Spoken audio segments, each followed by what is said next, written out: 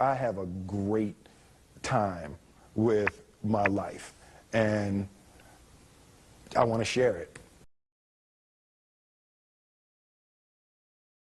I love living. I think that's infectious. It's something that you can't fake. Greatness is not this wonderful, esoteric, elusive, God-like feature that only the special among us will ever taste. You know, it's something that truly exists in all of us. It's very simple. This is what I believe, and I'm willing to die for it. Yeah. Period. It's that simple. I know who I am, and I know what I believe. I know who I am, I know what I believe. That's all I need to know. And that's all I need to know. So from there, you do what you need to do. Yeah. You know, and I think what happens is we make the situation more complex than it has to be. Because we're looking for complexity. There's got to be something complex to understand. It can't be that easy. No. We didn't grow up with the sense that where we were was where we were going to be. You know, we grew up with the sense that where we were almost didn't matter because we were becoming right. Something greater. The separation of talent and skill is one of the greatest misunderstood concepts for people who are trying to excel, who have dreams, that want to do things. Talent you have naturally. Skill is only developed by hours and hours and hours of beating on your craft. I've never really viewed myself as particularly talented. Where I excel is ridiculous, sickening work ethic. You know, while the other guy's sleeping, I'm working. While the other guy's eating, I'm working. There's no easy way around it. No matter how talented you are, your talent is going to fail you if you're not skilled. Mm-hmm. You know, if you don't study, if you don't work really hard and dedicate yourself to being better every single day, mm-hmm. you'll never be able to communicate with people, with your artistry, the way that you want. So the only thing that I see that is distinctly different about me is I'm not afraid to die on a treadmill. You might have more talent than me, you might be smarter than me, but if we get on the treadmill together, right, there's two things. You're getting off first, or I'm going to die. It's really that simple. One summer, his dad tore down a brick wall on the front of his business and told 12-year-old Will and his 9-year-old brother to rebuild it, a job they said was impossible. It took them a year and a half, but they did it. And he said, now don't you ever tell me it's something that you can't do. You don't try to build a wall. You don't set out to build a wall. You don't say, I'm going to build the biggest, baddest, greatest wall that's ever been built. You don't start there. You say, I'm going to lay this brick as perfectly as a brick can be laid. And you do that every single day. And soon you have a wall. And soon you have a wall.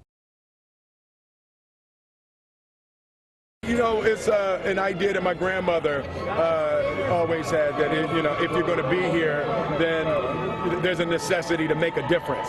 She always instilled the responsibility, the spiritual responsibility that you have to make every group you come in contact with better.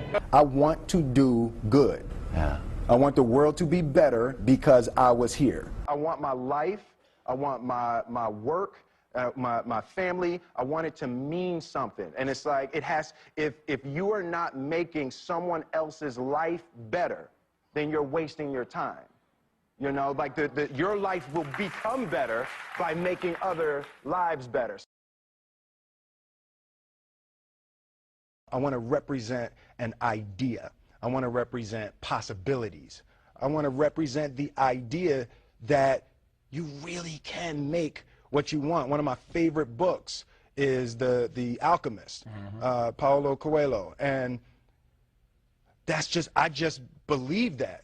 I believe that I can create whatever I want to create. The first step before anybody else in the world believes it is you have to believe it. There's no reason to have a plan B because it distracts from plan A. I think that there's a certain delusional quality that all successful people have to have. You have to believe that something different than what has happened for the last 50 million years of history. You have to believe that something different can happen. Confucius said, he who says he can and he who says he can't are both usually right.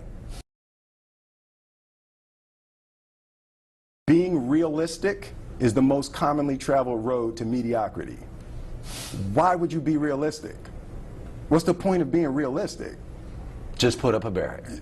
Yeah, I'm going to do it. It's done. It's already done. The second I decide it's done, it's already done. It's now we just got to wait for y'all to see. It's unrealistic to walk in a room and flip a switch and lights come on. That's unrealistic. Fortunately, Edison didn't think so. It's unrealistic to think you're going to bend a piece of metal and fly people over an ocean in that metal. That's unrealistic. But fortunately, the Wright brothers and others didn't believe that. And it just seems like such a ridiculous idea to me to embrace the idea that it's not going to happen and that's not real for that to happen. As soon as you say it, now you just made that real.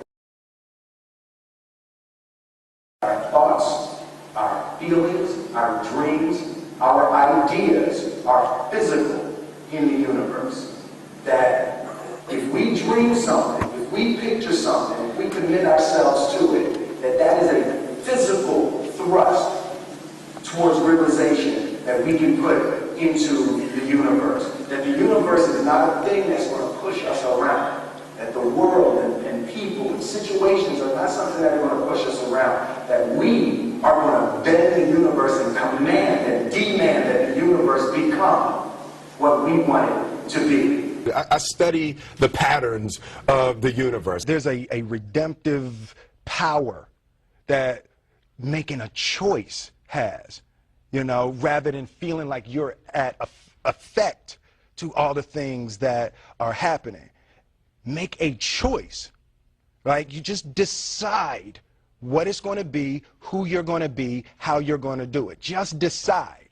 And then from that point, the universe is going to get out your way. It's like it's water. It wants to move and go around stuff, you know. You know, there's a flow of the universe that I've grown to know just how to go with it. I realize that to have the level of success that I want to have, it's difficult to spread it out and do multiple things. It takes such a desperate, obsessive focus. You really got to focus with all of your fiber and all of your heart and all of your creativity. I'm motivated by fear. Fear. You know? Fear of what? Fear of fear. I hate being scared to do something. And I think what developed in my early days was the attitude that I started attacking things that I was scared of. It was Franklin Roosevelt said the only fear you have to fear is fear itself. Absolutely. Remember that? Absolutely. Yeah. You can't be scared to die for the truth. The truth is the only thing that's ever going to be constant. Don't ever let somebody tell you you can't do something. Not even me. All right? All right. You got a dream, you got to protect it. People can't do something themselves. They want to tell you you can't do it.